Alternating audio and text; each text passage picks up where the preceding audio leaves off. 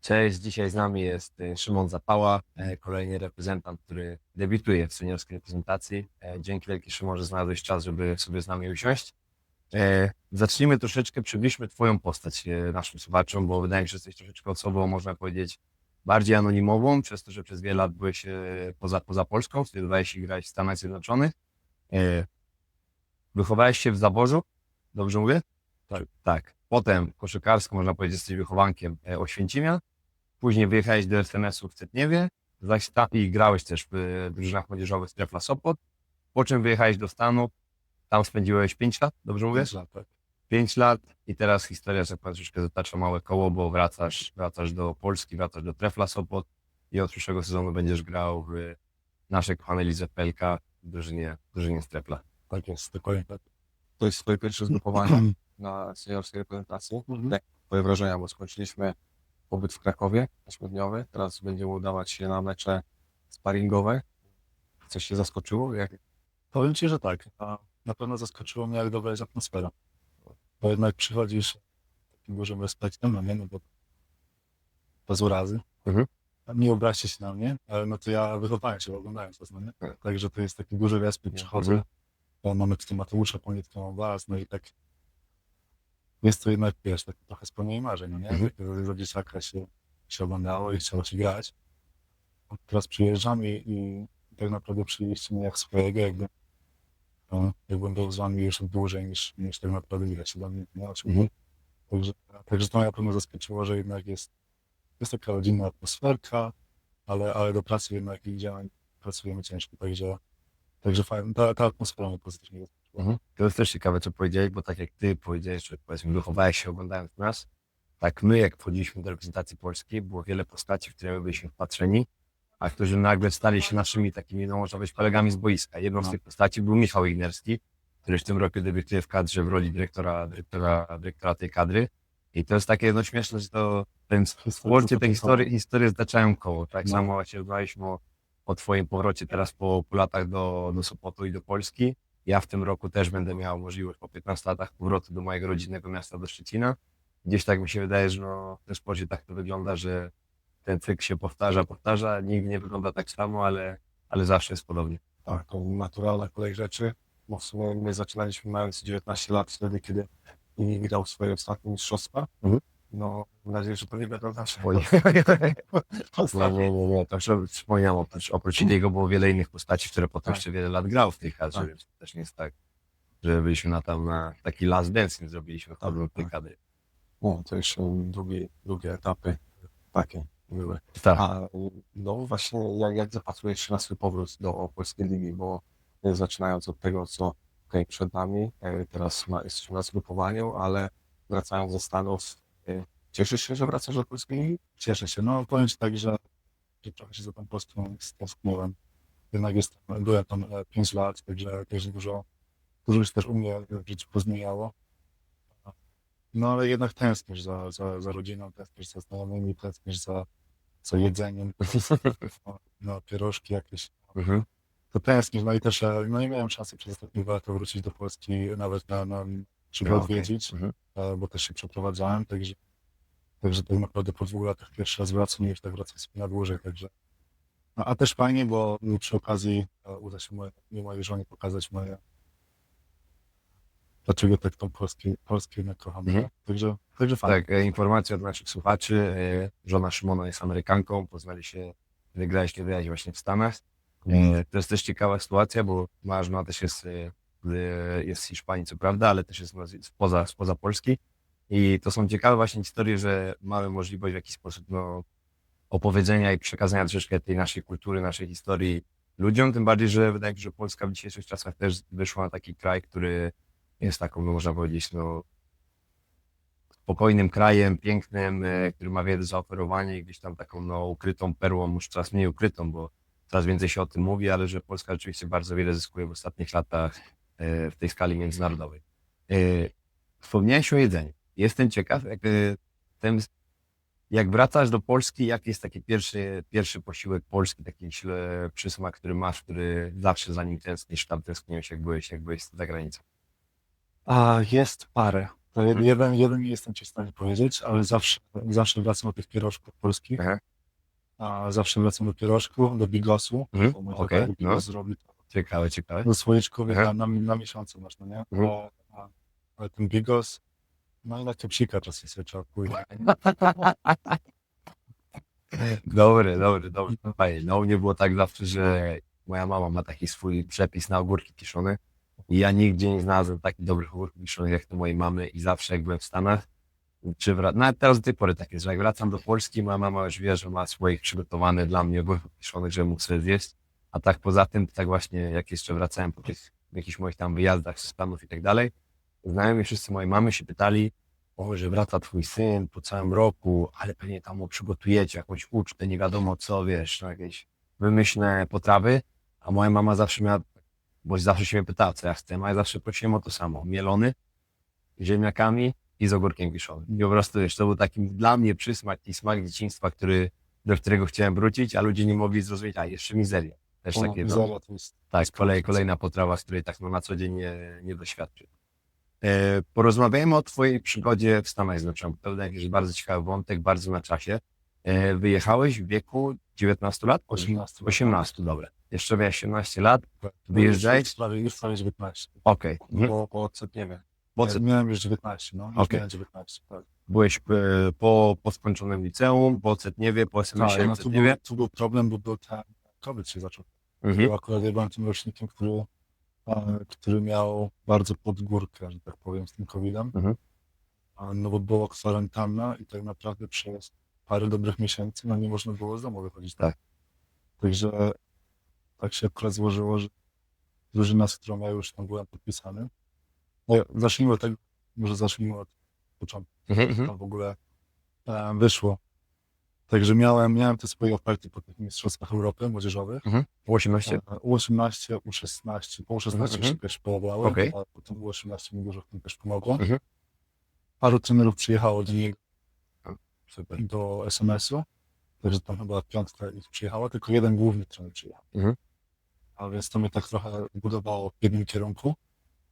No bo jednak tą relację, ja stwierdziłem, że skoro nie mogę wlecieć, żeby zobaczyć czegoś, no bo ten COVID trochę namieszał, no to muszę swoją decyzję podjąć tak typowo na relację z głównym trenerem.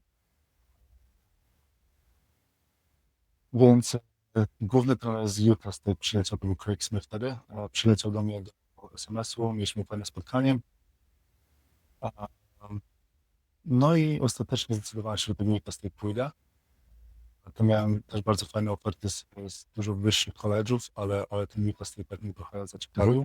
Też tam był w tym momencie, kiedy podpisywałem jeszcze na jeden rok Mimiesz Kejda z Boston Celtics. Okej. Także on był tam tą gwiazdą naszą, więc też wiedziałem, że ten pierwszy rok, który grania tak naprawdę nie będzie. No bo jednak jest chłop, który musi grać 30 parę minut na Tak. mecz. Ale to też jest fajna szansa dla ciebie, żeby się rozwijać, Dokładnie podpatrywać tak. jak on gra, jak on trenuje, może z nim rywalizować i gdzieś tam się to buduje dalej na twoją dalszą karierę. Dokładnie tak. Także tak też o tym myślałem, że ten pierwszy rok skoncentruję się na rozwoju, przygotuję swoje ciało do tej rywalizacji i dlatego by to tak nie za bardzo przeszkadzało, że ten pierwszy rok może być trochę wstecz, ale później już by fajnie poszło w przód. Tak? Problem pojawił się, gdy cała drużyna trenowała tam przez całe wakacje, a ja nie mogłem wyjść z domu przez kwarantannę to było 5 miesięcy, dokładnie nie pamiętam, ale to jest 5 miesięcy, no to Tak. zdajecie sobie sprawę, jak nie możesz pójść biegać czy coś, to jest Wejdę ci ciężko. trochę w słowo, bo a propos tej właśnie pandemii, jak już zaczęłaś pandemia, byłeś jeszcze w Cetniewie, tak? Tak, I bo to był marzec chyba. Tak. z tego co pamiętam. luty, marzec jakoś tak. I co, nagle wam powiedzieli z dnia na dzień, panowie, rozjeżdżamy się do domu, koniec Tak, sezonu. Więc to też było ciekawe, bo tak, powiedzieli nam, że jest koniec sezonu, że jest pandemia, musimy jechać do domów, także to przyjechał mnie odebrać. No i matury są, no nie? No tak, no właśnie. Więc my też tak nie wiedzieliśmy, jak to się potoczy, no myśleliśmy, że matury nie będzie tak naprawdę, więc wszyscy sobie tak trochę przez parę miesięcy, że tak to nazwę, odpoczęli od tej nauki, no nie? A 2 miesiące przed maturami nagle, no nie parę miesięcy, no bo to No bo to jak to marzec był, no to tak naprawdę przez miesiąc pewnie nic nie robiliśmy. Tak, no, mieliśmy lekcje, no ale wiesz, Tak. wiesz, jak to jest na Mhm. lekcji. Czasem nie uważasz. No. Mhm. Nagle dostajemy informację, że maturę jednak się odbędą i tylko zrezygnujemy z części ustnej. Nie byłeś przygotowany. Nie no, ja akurat... Ja tyle dobrze, że miałem zawsze dobre oceny. Ja zawsze się już pouczyłem, tylko ostatnim klasę to skończyłem z 7,5-7. Super. To ja nie miałem problemu z nauką. Więc ja tam mniej więcej miałem dobrze. Taki Ty byś nie daływało. Że Ja zabudowałem. Na ile matura miała znaczenie w wyjeździe do Stanów? w żadnym znaczeniu. Ale no, jednak, Mhm. wiesz, chciałem dobrze sobie maturę napisać, także potem przez te 2 miesiące tak naprawdę się skupiłem na nauce Mhm. i też do tej matury się fajnie przygotowałem, też nauczyciele nam bardzo dużo pomogli w SMS-ie, także oni też świetną robotę tam wykonali. To jest właśnie fajna rzecz w SMS-ie, co? Że jednak szkołę można ładnie połączyć. To na pewno tak, wydaje mi się, że bardzo mało jest miejsc w tym momencie w Polsce, które mogą ci zagwarantować tą opiekę pod względem sportowym i pod względem naukowym. To też jest tak, wiadomo, że jak przychodzi ci grupka, powiedzmy, nie wiem, 8 chłopaków, każdy będzie na różnym poziomie. Ty jesteś takim profilem, podejrzewam, podobnym jak Michał Twija, że zawsze przykładaliśmy dużą uwagę do tej nauki, do edukacji. Zawsze gdzieś tam chcieliśmy mieć to zabezpieczenie edukacyjne. No ale też wiadomo, że nie każdy ma takie priorytety, nie każdy też pochodzi z takiego, można powiedzieć, nie wiem, z takich rodzin, gdzie kładziono jest taki nacisk na tę edukację, więc też trzeba umieć jakby znaleźć tą swoją własną dyscyplinę. Ty ciekawie powiedziałeś, bo że ta matura nie była ważna, ale wbrew pozorom w tym okresie rekrutacyjnym jest tak, że patrzą na oceny z ostatnich 4 lat. Oj tak, nie, na pewno patrzą, bo dla mnie matura nie była tak ważna, bo miałem dobre oceny. You're next. Tak dla naszych słuchaczy ma wstawka, która przychodzi Jeremy zdziwiony, co my tutaj robimy, ale złapiemy go jeszcze. Tak, że tak. A matura nie była aż tak ważna, no bo oni mają te swoje odpowiedniki, no nie? Mhm. Także też to była ciekawa akcja. Bo Stanford był jedną z moich uczelni w topce. A tam są duże wymagania Tam są duże edukacyjne. wymagania. Lukasz że teraz teraz był na... Nie, on był w Ivy League, to jest ta liga bluszczowa, on był na Columbia University. Columbia, To jest tak, czyli to jest To ta... Megan Merkel. Znaczy chwilę się Suits. Tak. No. Dobra, przepraszam. Dobrze, rozmarzyliśmy się. Proszę. Byłeś o Stanford, tak? Że... Tak. Więc w Stanford sytuacja była taka, że ta matura nie miała znaczenia, bo mają te swoje odpowiedniki, muszę SAT napisać. Tak, SAT albo ACT. To też było dla mnie dosyć problematyczne przez COVID-a. Mhm. Więc ze Stanford sytuacja była taka, że SAT miałem tak naprawdę napisać, wystarczyło, żebym to zabrał i tylko zdał na najniższy poziom Mhm. i bym się dostał do Stanford. Okej. Bo tutaj sytuacja była taka, że ja miałem bardzo duży problem z językiem angielskim. Miałem dobre oceny, ale się tak miałem szkolny angielski dobrze opanowany, ale prawdziwy angielski Rozumiem. to był problem, nie? Tak. Były ciężary. Więc oni tak patrzyli na te oceny i przez te oceny moje wystarczyło, że ten SAT on tylko zdał. Mhm. SAT nie mogłem zabrać, bo były tam, były problemy z tym, żeby w ogóle... Są określone terminy, kiedy można Są zdawać, to nie określone jest i tak. przez COVID też były tam pozamykane Mhm, placówki i tam w ogóle były z tym problemy. I z tym podejrzewam, że jakbym to brał, to bym nie miał żadnego problemu z tym, no nie? Bo tam wiesz, połowę masz angielski, połowę masz matmę. Tak. Ja z matmą zawsze nie miałem większych problemów, więc podejrzewam, że nie miałbym problemu, żeby to dać. Ale że się nie udało się zapisać do żadnej placówki, bo tam pozamykane były przez COVID i tak dalej. Stanford chciał, żebym zrobił test języka angielskiego online. A ja już od razu wiedziałem, że będzie kaplica, no nie? No bo ja z angielskim to nie razem. Tak. Ja dlatego właśnie chciałem powiedzieć, żeby się tak wyczuć tą głęboką wodę i się nauczyć tego angielskiego. Także dostałem taką informację, no to musiałem się obudzić chyba o 5 rano, żeby zabrać ten test. 5 albo 6 godzin to trwało. Pamiętam, był taki moment w tym teście, to pokażę ci, na jakim poziomie był angielski w tym momencie. Pojawił mi się na ekranie wieloryb. Miałem ułamek sekundy, żeby powiedzieć, co to jest. No, whale, tak? A ja mówię big fish. Ale popisowo. Ale nie dostałem. Tak, powiem ci, że nawet będąc już w Stanach trafiają się takie przejęzyczenia śmieszne. Nasz dobry kumpel Przemek Karnowski kiedyś zasłynął w internetach. Dostał pytanie od dziennikarki w trakcie March Madness. Były takie rapid fire pytania. Aha. Na przykładowo, nie wiem, wiesz, wolisz tacos czy burritos? Wolisz tą drużynę czy tego zawodnika albo tamtego? No i nagle było pytanie, what's your favorite pro team? Czyli jaka jest twoja ulubiona drużyna? No ale Przemek, taki był chyba myślami gdzie indziej, i zamiast pro team usłyszał protein, czyli białko. Jak jest twoje ulubione białko? No i tak chwilę pomyślał i mówił, chicken. Także postaramy się znaleźć tych klip, bo zrobił furorę. Może mu naprawdę zrobił furorę. Przemka też pozdrawiamy, bo naprawdę zapisał się. Dał nam wiele śmierci przez te lata. Favorite protein? Chicken.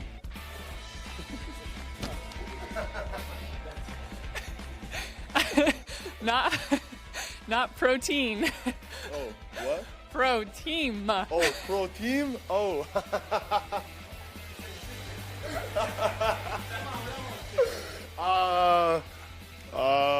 Washington Wizards. Przeglądając swoją karierę, po 3 latach zmieniłeś college w Stanach, prawda? A i te 3 lata chyba nie do końca były takie, jak oczekiwałeś, bo po pierwszym sezonie te kolejne 2 sezony też nie były aż takim skokiem.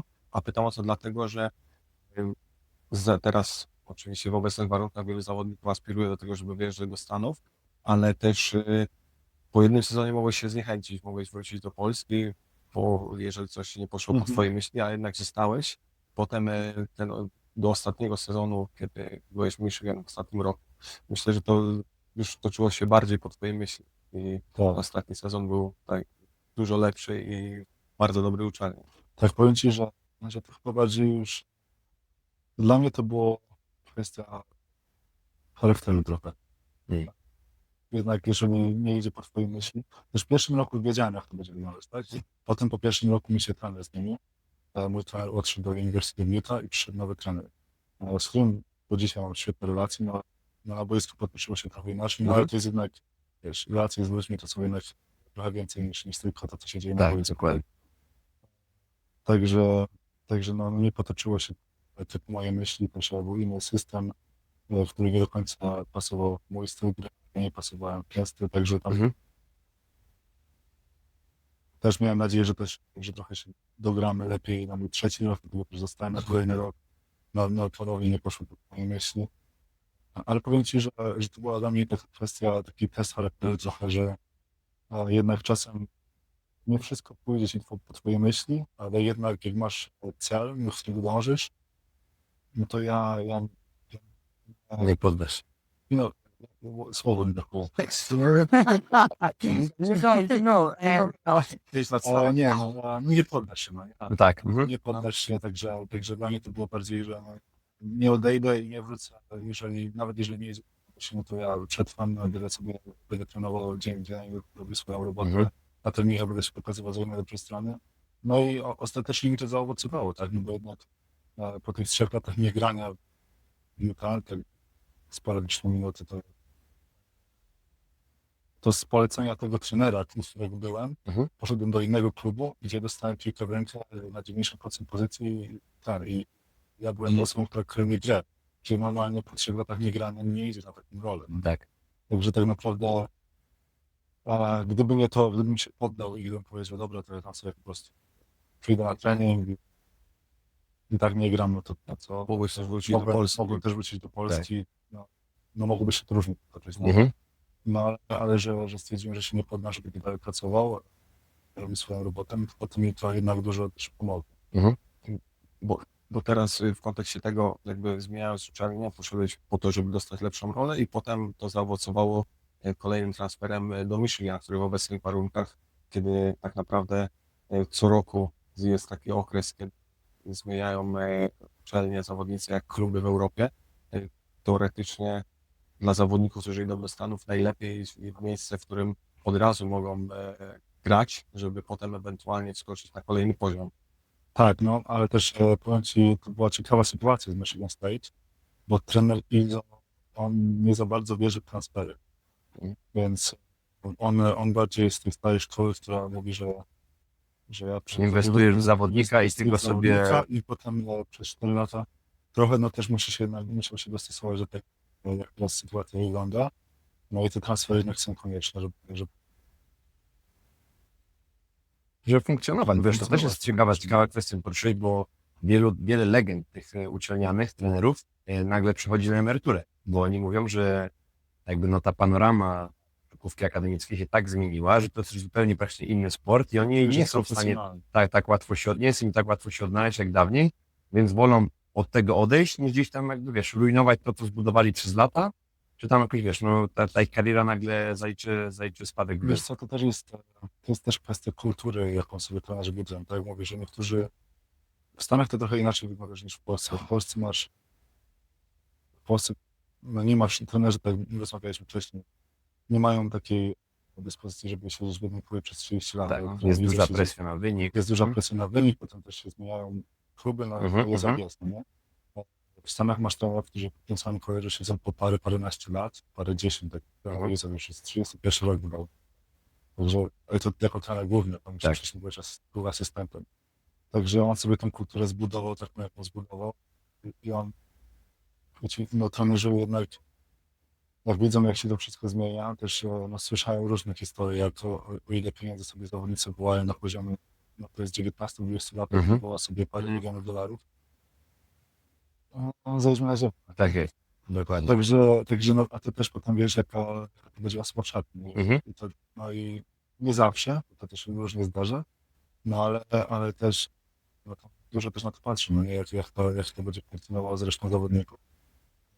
I tak na przykład w moim przypadku powiem ci, że jak ja dostałem informację, że Michigan jest ze mną zainteresowany, no to my o finansach nie rozmawialiśmy. To jest ciekawe. To nie? jest, i tam z innymi chyba wiedziałem mniej więcej co i jak, ale tutaj jedyne co się dowiedziałem, to że byłby taken care of i dla mnie to było wystarczające. Nie? Bo teraz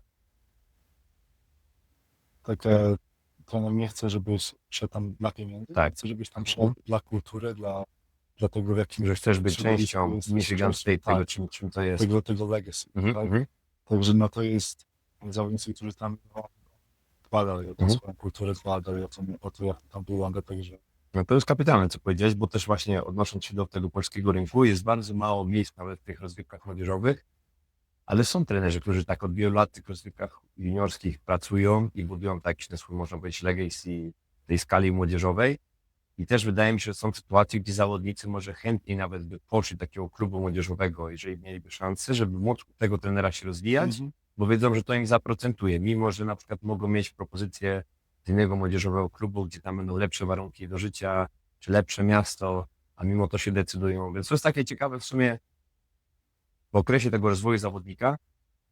Ta sytuacja z NCAA jest troszeczkę skomplikowana w tym momencie, bo skala tych pieniędzy w porównaniu do tego, jak na przykład w Polsce młodzi zawodnicy, ile mogą dostać w klubach nawet profesjonalnych, a ile mogą dostać tam, wyjeżdżając na studia, ta skala jest ogromna. Ale myśląc tak naprawdę o rozwoju samego zawodnika, wydaje mi się, że na tym etapie tego nastolatka, no, głównie trzeba myśleć o tym swoim rozwoju. Nie można patrzeć na pieniądze, nie można patrzeć na to, czy będzie się w ogromnym mieście, czy nie. Trzeba po prostu patrzeć na to, czy decyzja, którą podejmuję, pomoże mi dojść do celu, który mam, jak będę miał te 23, 4, 5 lat. I to jest, wydaje mi się, najważniejsze, a nie to tu i teraz, że ktoś jest w stanie ci zaproponować, nie wiem, jeszcze więcej pieniędzy, bo okej, w przypadku tych ofert, tak jak powiedziałeś, są zawodnicy, którzy proszą miliony, ale sobie życzą i to wiesz, i te pieniądze dostają w niektórych uczelniach. Są sytuacje, no miałem... No, ale jak skonfrontować to z rzeczywistością, gdzie w ogóle dysproporcje są tak duże, że idąc do Stanów teraz, powiedzmy, bo tak zawsze odnoszę sobie do tego, jakiej my byliśmy sytuacji, Tak. że idąc do Stanów tak naprawdę, jak jesteś wybijającym się zawodnikiem, po 4-5 latach możesz ustawić sobie życie. Tak, tylko właśnie to jest ciekawe, jeżeli jesteś zawodnikiem, do którego spływają takie oferty zewsząd, to też masz presję dużą, ale z drugiej strony, jeżeli masz tą ofertę, przykładowo, nie wiem, no ktoś ci oferuje 1 000 000, a drugie miejsce ci oferuje 500 000, to już tak ta skala tych pieniędzy jest tak duża, że wbrew pozorom to, że ktoś ci daje 1 000 000, nie znaczy, że to będzie najlepsze miejsce dla ciebie. Tutaj bardziej mi chodzi o to, że między Europą a Stanami, że czy jest w Europie, są miejsca, które mają na tyle dobre warunki sportowe, żeby przekonać zawodników, żeby nie wyjeżdżali do Stanów? Michał, może odpowiem inaczej. Ja wyjechałem za darmo do tych Właśnie Stanów, Chciałem- więc ja i bez tych pieniędzy byłem To jesteśmy, przekonany. jesteśmy raz, to była Właśnie, Szymon tak samo podjął Tak. tę decyzję o wyjeździe z pobudek innych niż te powody ekonomiczne. I w dzisiejszych czasach na pewno też ogromne wyzwanie dla europejskich klubów. I też już widać, że nawet no, FIBA jako federacja się tym zainteresowała mocno, bo no, mówię, ten krajobraz cały tej koszykówki młodzieżowej no, kompletnie został wywrócony do góry nogami.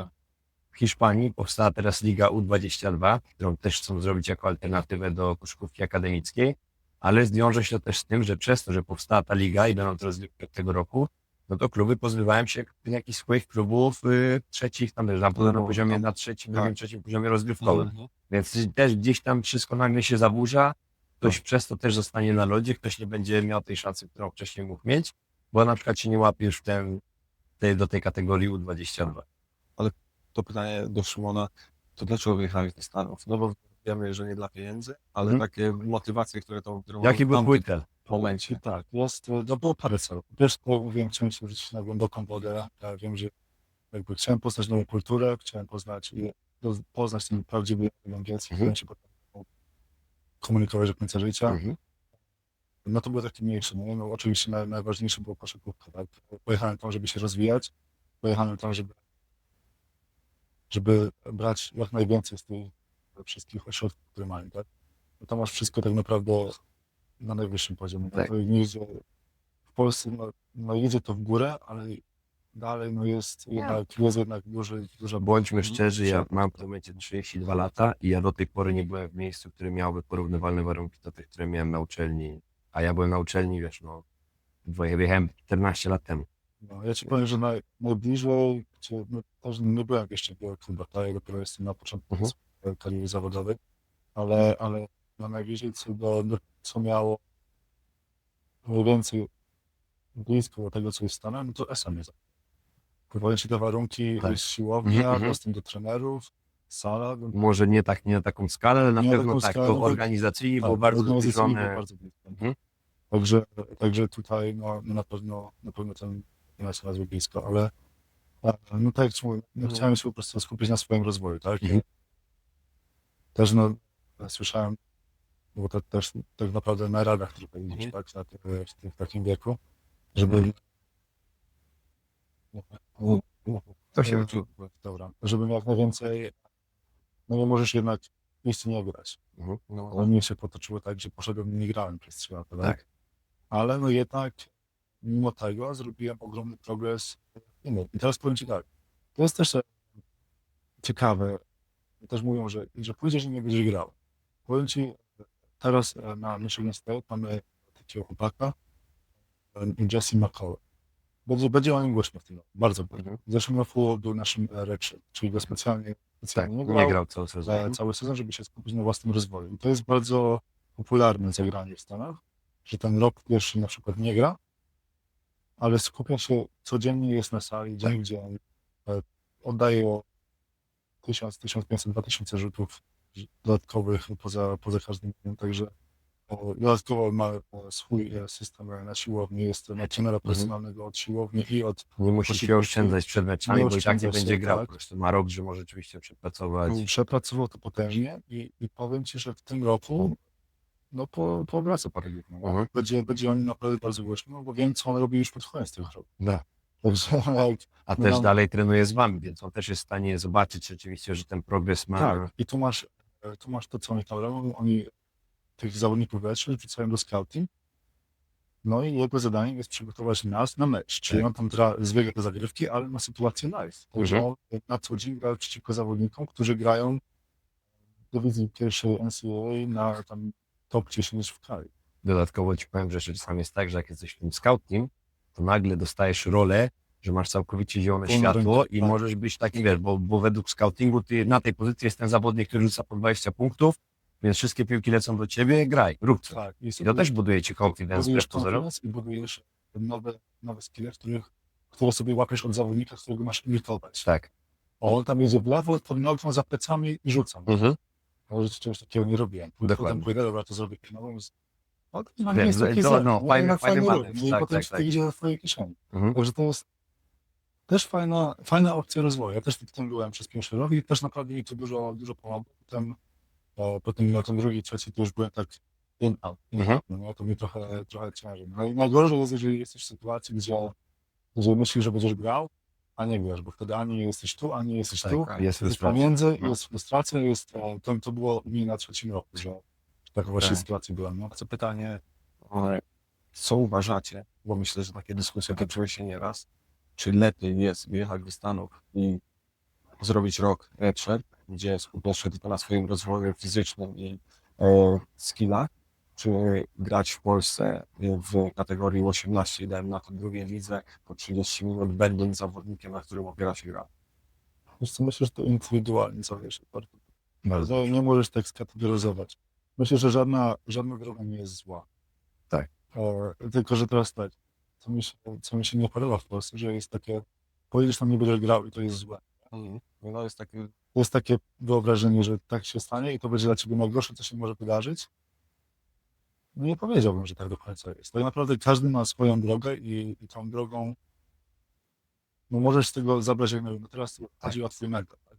Czyli czy masz mentor, żeby to robić przez rok, czy nawet czasem przez 2 lata, czy przez 3 lata i dalej, wiesz, dalej iść, brnąć w to, niż czy na przykład by ci to nie podcięło tak strzygał, żebyś wolał. no bo spotkasz się z tą presją też taką zewnętrzną, nie? Że jeżeli nie gracz jesteś w Stanach i ludzie nie wiedzą, jak jest w środku, bo nie wiedzą, co ty robisz, tylko oceniają to, że ty nie grasz i to jest ciężkie, żeby sobie z tym poradzić, a No. też na twoim przykładzie widać, że to ewentualnie zaprocentowało. Tak.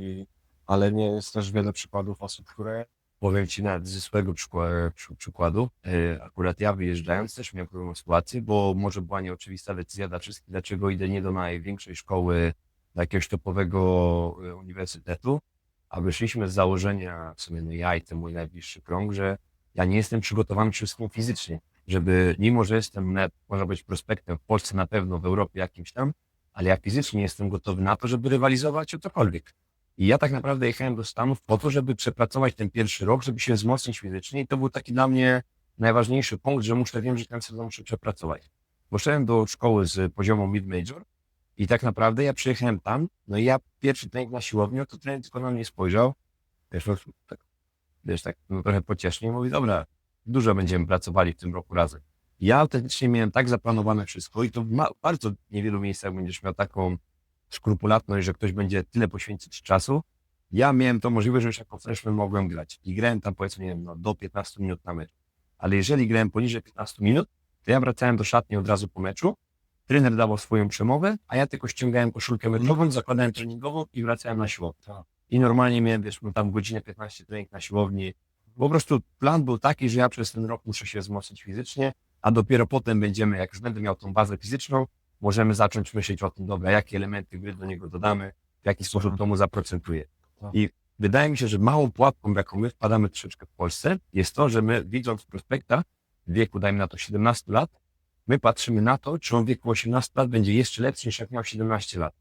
A nie patrzymy na to, nie dajemy troszeczkę więcej czasu tym prospektom, żeby móc ocenić realistycznie, jeżeli on rzucał przykładowo na Mistrzostwach Europy U18 10 punktów na mecz, no to dla mnie nie jest sukcesem, że on za rok w U20, czy tam znowu w U18 będzie rzucał 12 punktów. Dla mnie sukcesem będzie to, że ja przez rok widzę i mówię, wzmocnił się fizycznie, mniej strat popełnia, podejmuje, wiesz, mądrzejsze decyzje, widzę jakby, no, że jakieś tam pracę wykonuje, że przez rok wykonał jakąś tam pracę, że zbliża się do tego poziomu, do jakiejś tam roli, jaką powinien mieć jako zawodowiec. A to jest to fajne, co powiedział właśnie Szymon, że nie każdy jest gotowy na to, że jeżeli będzie pracował ciężko i dawał z siebie wszystko, a te efekty nie przyjdą od razu, no to że jest w stanie dalej poświęcać ten czas i dalej mieć taki mocny mental, żeby pracować dalej na swój własny rachunek. I stąd też się bierze wiele sytuacji, gdzie zawodnicy wracają po roku, po 2, zawodnicy też nagle po roku już zmieniają uczelnię. Też uważam, że to wbrew pozorom nie jest dobry, No, jest dobra. bo ten pierwszy rok jest naprawdę dużą zmianą pod każdym względem. Jeszcze przykładowo dla nas. Wylecieć na drugą stronę świata, do zupełnie innej kultury, zupełnie innego języka. Tak jak ty mówisz, że miałeś ten szkolny angielski, ja też miałem ten szkolny angielski perfekt opanowany. Chodziłem na dodatkowe zajęcia z angielskiego, Ono całe życie się uczysz tego brytyjskiego angielskiego. Potem wpadasz do szatni i masz nagle, wiesz, 4 chłopaków z Teksasu, 3 z Nowego Jorku, nie z wiadomo Australii, drugi Tak, kraj. tak. Akcenty się tak mieszają. Ktoś tam jeszcze, wiesz, z Nigerii, z którym mówi, że też mówi po angielsku, ale to nie ma nic praktycznie wspólnego z angielskim. Te wszystkie akcenty się ze sobą mieszają, no i ty musisz się w tym odnaleźć. I masz nie tyle co akcent, to masz slangi wszystko. Tak. Każdy mówi innym slangiem i tak. Ja pierwszy raz przyjechałem do szatni, to ja rozumiałem może z 20%. Tak, no, dokładnie. A jak twoja fizyczność na przestrzeni tego okresu w NCAA zmieniała się i jak wygląda to teraz w zderzeniu z Olkiem Balcerowskim czy Dominikiem Olejniczakiem? Jakie to są poziomy fizyczności pomiędzy tym, co spotkałeś w NCAA na przestrzeni swojej kariery i tego, co teraz na kadrze? No jest to inne. Jest to całkowicie co innego. Nie? Ty jednak z Olkiem masz zawodnika, który ma już doświadczenie na poziomie europejskim, na najwyższym poziomie europejskim przez dobry parę lat. Tak? Dominik teraz też był do Francji przez parę lat i teraz leci do Włoch. Także no, do Włoch, no nie? Tak, dokładnie. Tak, dobrze. To się Tak. O, teraz leci do Włoch, także on też już ma doświadczenie, nie tyle co nawet ze Stanów, tutaj był na Florida State, ale ma jeszcze dodatkowe doświadczenia z Europy. I no, czuć, że jest coś, jest to trochę inaczej. No, jest na pewno dużo mocniej fizycznie. W Stanach będziesz miał zawodników, którzy są wielcy, ale nie za bardzo czasem wiedzą, jak tą swoją siłę użyć. No, nie? Tutaj już nawet możesz widzieć zawodnika, który nie jest aż tak duży, ale no, Umie wykorzystać swoje ciało i swoją fizyczność. Nie? Tutaj Olek ci wejdzie swoimi szerokimi barami przed ciebie, czasem nie ma co zrobić. No nie? Także na pewno jest, a masz dużo zawodników, którzy są ogromni. Mają mniej po 280 funtów, to może to jest 130 kg. No, 125, coś takiego. No, coś takiego, to z takimi zawodnikami się musiałem mierzyć, no ale jak takiego zawodnika widziałem, to się cieszyłem. Szczerze. Łatwiej jest takim Łat- ciężkim niż... Nie, powiem ci tak, tacy zawodnicy, no oni po 2 długościach na naszym tempie to Nie ci ma padną. siły. Bo jednak z Michigan State, to my, szczególnie w tym roku, u Izona to co roku się biega. Także on łapiesz piłę, kontra i lecimy. Nie? Akurat no, wybieganie byliśmy bardzo dobrze. Także się biega, no i jak widzisz zawodnika, który ma 130 kg, no to się cieszysz, no bo wiesz, że on za tobą nie nadąży. Po 2 długościach będzie zmęczony i już tej siły swojej nie użyje. Także no, Nowy trener będzie zadowolony w strefie. Słyszałem, że... ja też słyszałem, że on lubi biegać. On lubi biegać. No, Dobrze dla ciebie. Ja też jest taka ciekawostka właśnie, jak rozmawialiśmy o Dominiku Olejniczaku, że troszeczkę można powiedzieć, że idziesz taką drogą, jaką przechodził Dominik, czyli byłeś teraz w Stanach Zjednoczonych, tak jak Dominik, i przychodzisz do Trefla Sopot. I jakby Dominik pokazał, że ta droga jest też ciekawą ścieżką, że można wybić się z Polski po powrocie ze Stanów i iść potem gdzieś dalej, budować sobie tą reputację w Europie krok po kroku i dokładać kolejne elementy do swojej gry, bo też my na przykład widzieliśmy, jak na przestrzeni lat, nie robiąc tak naprawdę, nie zmieniając drastycznie swojej gry, ale dodawając takie małe elementy, jak bardzo Dominik był w stanie jakby no, oszlifować swoją tą grę, wejść na ten taki naprawdę jeszcze wyższy poziom w Europie. No, na pewno on to wszystko fajnie zrobił, także powiem ci, wcześniej, teraz słyszę te rzeczy, no, słyszę, że jak rzeczywiście jest to trochę dziwne, no, nie? Że jednak... Ale nie zaplanowałeś Ale tego, tak? na pewno tego nie planowałem. Także, a co powiem ci, zaczęło się jeszcze wcześniej, no, my oboje byliśmy w SMS-ie, oboje w SMS-ie, jak byliśmy, to graliśmy w młodzieżówkach w Seattle. Potem oboje wyleciliśmy do Stanów. Potem oboje podpisaliśmy jednoroczny kontrakt trefny. Że dla mnie to jest... Nie trzeba wymyślać koła na Nie, nowo. no, nie jest. trzeba, na pewno. Okej, Na pewno tego nie planowałem. a pytanie może tak z perspektywy kibica, czego może się spodziewać kibic Trefla po Szymonie, po tobie w tym sezonie? Co sądzisz, że jakby widząc nawet po powrocie już do Polski, będąc tutaj na zgrupowaniu, gdzie też wiadomo, że ten poziom jest wysoki, ale gdzie ty widzisz jakby no te swoje możliwości, co możesz dać drużynie, jak wyjdziesz na parkiet w tym sezonie? Powiem ci, ja gram w taki sposób, że ja robię wszystko, co jest potrzebne, żeby drużyna wygrywała.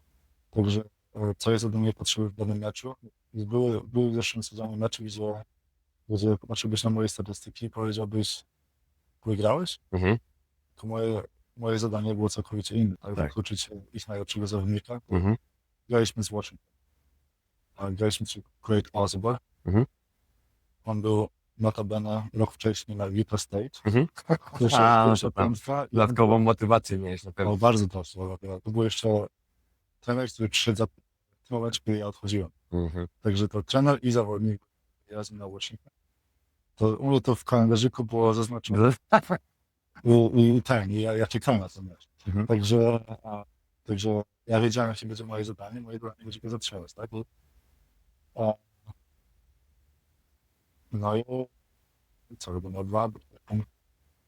Wiedzieliśmy co on robi, że on lubi podawać piłkę. No podań, to zostałem sam na sam z nim. Decydowaliśmy, że nie podajemy, bo bardzo dobry podający. Mhm. Byłem sam na sam, no i go zatrzymałem do 2 czy tam 4 punktów. Super. Także to było moje zadanie w tym meczu. No i zobaczyłbyś statystyki, powiedziałbyś, że to słaby mecz za Poznań. Mhm. No ale moje zadanie było całkowicie inne, tak? Moje zadanie było zatrzymać ich najlepszego zawodnika i z tego zadania się wywiązałem, wygraliśmy 30. Także tak jak mówię, czasami dla mnie najważniejsze jest to, żeby drużyna wygrała i to, co mogę zrobić, no to zrobię wszystko, żeby do takiego efektu dążyć. Tak? Także to jest. To też nie rzucasz teraz słów na wiatr, bo w twojej karierze uniwersyteckiej też możesz się pochwalić tytułami zarówno z Longwood, dobrze pamiętam, Tak, z Longwood i z Michigan State. i z Michigan State wygraliście swoje konferencje, więc na pewno Dwa to wygrałem. Szymon nie rzuca słów na wiatr. Tam, gdzie grał, tam wygrywał, więc to jest bardzo, bardzo fajnie. Powiem ci, że to jest ważne, co mówisz, bo z perspektywy młodego gracza wchodzącego w ten zawodowy sport, bardzo często potrzebnie, ale narzucana jest taka presja sama na siebie przez zawodnika, że ja muszę zdobywać punkty, że najważniejsze jest to, że miałem po prostu wypełnione statystyki, żeby jak ktoś na mnie spojrzy, to widzi ile z punktów zdobyłem. A wbrew pozorom zaufanie od trenera zdobywa się inaczej, tak jak właśnie mówisz, wywiązując się ze swoich obowiązków w obronie i dając coś ekstra drużynie, czego nie daje jakiś inny zawodnik na swojej pozycji, czy w ogóle w drużynie. Więc tutaj z naszej perspektywy, słysząc to, też wiemy, że taki Kuba Szenk czy inni zawodnicy Trefla na pewno już się cieszą, że ktoś taki do nich dochodzi, a nie młody chłopak po uczelni, który mówi sobie, o ja teraz będę, slatał nad koszami i nie wiem, tam próbował robić wszystko, żeby tylko skończyć z 15 punktami na mecz. To jest błędne koło według mnie tak naprawdę, no bo masz przykłady zawodników, którzy zdobywają po 20 punktów na mecz, no ale na 30 paru klubach. Tak. Tak, ja widzę, że ktoś zdobędzie właśnie, różnie bywa, no, ktoś się zna na koszykówce, ktoś się nie zna. Jeżeli widzę zawodnika, który zdobywa 20 punktów na 30 próbach, to dla mnie to jest, ja takiego zawodnika nie chciałbym. Dokładnie. Mhm. A może też inaczej, może inaczej to też To jest bardzo dojrzała postawa. To jest dojrzała postawa i wydaje mi się, że trenerzy też raczej patrzą na to z tej perspektywy. Rzeczywiście każdy potrzebuje w drużynie zawodnika, gdzie nie wiesz, co zrobić, jesteś w stanie mu dać tą piłkę, on coś jest w stanie zrobić z niczego, ale w głównej mierze chodzi o właśnie zawodników, którzy są w stanie zrozumieć to, że oddawanie rzutów to jedno, ale też jakby wykorzystywanie sytuacji, które się pojawia na boisku, to jest drugie, więc żeby być jakby tym efektywnym zawodnikiem, jeszcze jako zawodnik podkoszowy, no to musi rzucać na dużej skuteczności. My też na przykład, nasza perspektywa jest troszeczkę inna, bo jesteśmy zawodnikami powiedzmy podkoszowymi. Ja lubię bardzo grać na obwodzie, ale też jestem zawodnikiem podkoszowym, więc jakby dla nas zawsze jakby, żeby zagrać dobry mecz, tam efektywny mecz, to musi rzucać powyżej tych 50%. A wiesz, a Michał na przykład też znajduje się w sytuacjach, gdzie on musi brać na siebie ciężkie rzuty, bo ma taką rolę w drużynie. No musi, nie musi, tutaj. To jest kwestia sporna, ale też jest tak, że to wcale ten procent nie będzie aż taki duży, jak w przypadku podkoszowych zawodników. Ale jest, no mówi się, że dla obudowych to powyżej 40, dla podkoszowych powyżej 60. Tak to jest zasada. Tak. Nie pisane zasady. Podsumowując, jakie masz oczekiwania wobec siebie na ten sezon? Oczekiwani, dobrze? A moimi oczekiwaniami, ale mi złapał to jest. Tak, to jest może... Wiesz co, Szymon tak z dnia na dzień żyje, on dopiero co wrócił, patrzy na zgrupowanie, on tutaj chłonie wszystko, jeszcze nie miał czasu się zastanowić nawet nad tym. Najważniejsze jest dla mnie, żeby zdawać się lepszej z dnia na dzień, żeby z treningu na trening być coraz lepszym, żeby dostosować się do europejskiej koszykówki, bo jednak jest Jest trochę inny. inna niż w Stanach. Mhm. Także też mamy okres przygotowawczy, to mam nadzieję, że dobrze popracujemy. Miał ten czas, żeby się przystosować do europejskiej koszykówki. Z dnia na dzień być coraz lepszym, a nie wygrać jednak więcej meczów. Taki jest cel. Tak, ja ze swojej strony mogę powiedzieć, że jak wiesz, no, nie ukrywajmy, jak ja wiedziałem, że jest taki zawodnik jak Szymon Zapach, który siedzi w Stanach Zjednoczonych i tam gra w Michigan State, ale osobiście nigdy cię nie poznałem, a tutaj jedno, co mogę powiedzieć, to że jak przyjechałeś, to przyjechałeś z dobrym nastawieniem na to zgrupowanie i przyjechałeś gotowy właśnie walczyć, robić to, czego będą od ciebie jak będą oczekiwali inni zawodnicy, a nie na siłę właśnie próbować coś udowadniać. Z drugiej strony, na przykład też widzę, że w wolnym czasie już poza treningiem robisz rzeczy, pracujesz jakby na własne konto i to moim zdaniem jest super, bo tak jak jesteś zawodnikiem podkoszowym, na przykład po treningach widzę, że trenujesz rzut za 3 punkty i to wiesz, nie wiesz, tutaj na przykład w sytuacjach na boiskowych raczej nie dostaniesz tej sytuacji na zgrupowanie reprezentacji, żeby te rzuty oddawać. Ale nie oznacza to, że właśnie z perspektywy twojej kariery za te 2-3 lata nie będziesz zawodnikiem, który normalnie będzie mógł grać te akcje pick and pop i też rozciągać grę jako koszowy, więc to jest na pewno bardzo, bardzo Dzięki. Na pewno tak. To jest chyba lekcja, którą sobie wyciągnąłem właśnie przez te parę lat w Stanach. Że twoja gra się nie ogranicza tego, kim jesteś w tym momencie, no? Że jednak rób to, co umiesz na treningach i na meczach, ale poza, jak już są, mieliśmy takie fajne powiedzenie. The work you do in the dark reveal itself in light. Czyli praca, którą wykonujemy w tak. ciemności, objawia się przy blasku reflektorów. Tak jest. Także mieliśmy takie fajne powiedzenia i to na pewno dużo siadło mi do głowy, no do teraz. Nie? Także tak, no jeżeli jest opcja, żebym mógł sobie pójść porzucać, żeby zrobić coś więcej dodatkowego, to na pewno to robię, no bo to jednak